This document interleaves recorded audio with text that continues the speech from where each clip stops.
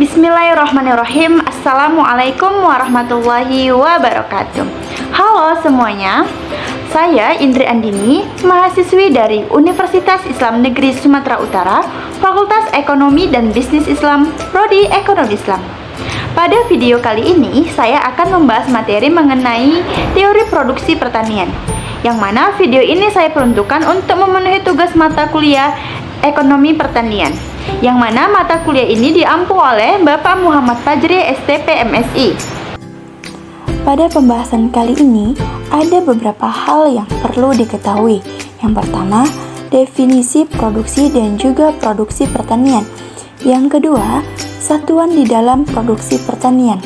Yang ketiga, faktor-faktor dari produksi pertanian. Yang keempat, fungsi dari produksi. Yang kelima atau yang terakhir yaitu studi kasus mengenai produksi pertanian. Without any further ado, let's get started. Di dalam ekonomi pertanian, produksi diartikan sebagai banyaknya produk usaha tani yang diperoleh dalam rentang waktu tertentu. Sedangkan produksi pertanian sendiri dapat didefinisikan sebagai suatu produk, baik itu berupa tanaman atau hewan, dan lainnya di bidang pertanian yang dihasilkan oleh usaha tani maupun perusahaan tani. Atau secara sederhana, produksi pertanian dapat dikatakan sebagai suatu proses aktivitas yang merubah input pertanian menjadi output pertanian yang dibutuhkan oleh konsumen akhir. Kemudian, satuan yang banyak digunakan di dalam produksi pertanian biasanya yaitu ton per tahun atau kilo per tahun. Jadi, semuanya itu tergantung dari potensi hasil pada setiap komoditi. Nah, teman-teman kan udah pada tahu ya pengertian dari produksi dan produksi pertanian serta satuan yang biasa digunakan. Oleh karena itu, sekarang teman-teman juga harus tahu nih faktor-faktor dari produksi pertanian. Kira-kira apa ya faktor-faktornya? Jadi, faktor-faktor dari produksi pertanian itu ada 4. Yang pertama, itu ada tanah atau lahan. Tanah atau lahan adalah segala sesuatu yang dapat digunakan untuk kegiatan produksi, baik itu yang berasal atau disediakan oleh alam. Yang kedua, yaitu tenaga kerja. Tenaga kerja adalah setiap usaha yang dikeluarkan oleh sebagian atau seluruh kemampuan jasmani dan rohani yang dimiliki manusia, atau kemampuan fisik ternak dan mesin yang digunakan untuk kegiatan produksi barang dan juga jasa. Yang ketiga ada modal. Modal adalah semua jenis barang atau jasa yang digunakan bersama-sama dengan faktor produksi lain untuk menghasilkan barang atau jasa baru guna menunjang kegiatan produksi barang dan jasa yang baru pula.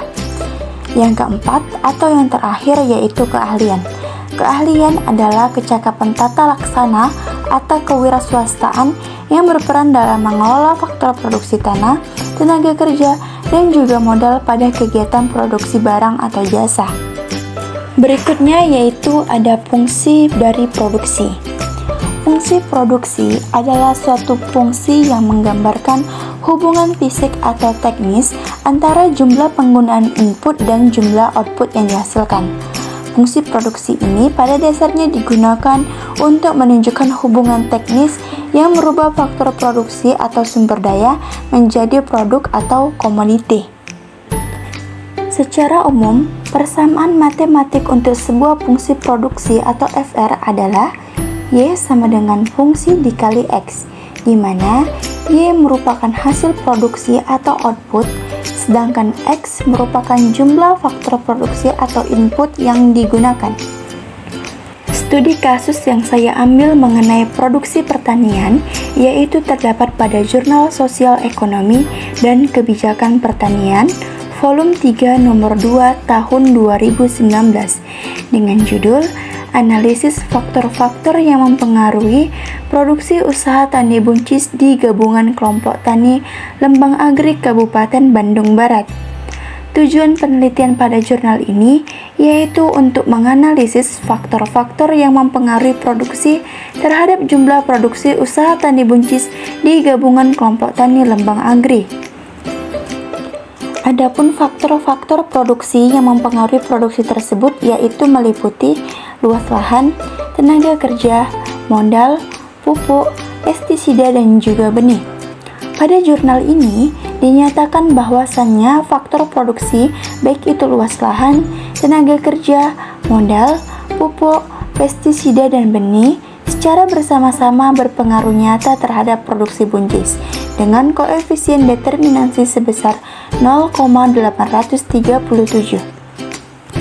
Akan tetapi secara parsial, modal, pestisida, dan benih berpengaruh nyata terhadap produksi buncis, sedangkan luas lahan, tenaga kerja, dan juga pupuk tidak berpengaruh nyata terhadap produksi buncis.